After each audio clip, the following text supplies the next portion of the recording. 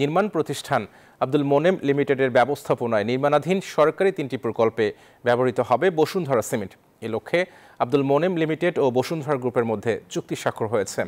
শনিবার সন্ধ্যায় রাজধানীর একটি হোটেলে এ চুক্তি স্বাক্ষর হয়। বসুন্ধরা সিমেন্টের deputy managing director KM Zahid Uddin চুক্তিতে স্বাক্ষর করেন।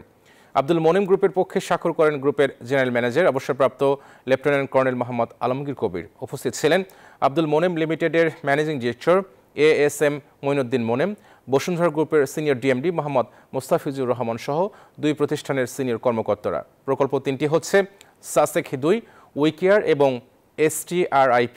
এসব প্রকল্পে 3 লাখ মেট্রিক টনের বেশি সিমেন্ট সরবরাহ করবে বসুন্ধরা সিমেন্ট। ফ্যাক্টরি, উৎপাদন ক্ষমতা, সরবরাহ ব্যবস্থা ও গুণগত মান যাচাই করে এ চুক্তি সম্পাদিত হয়েছে বলে জানিয়েছেন সংশ্লিষ্টরা।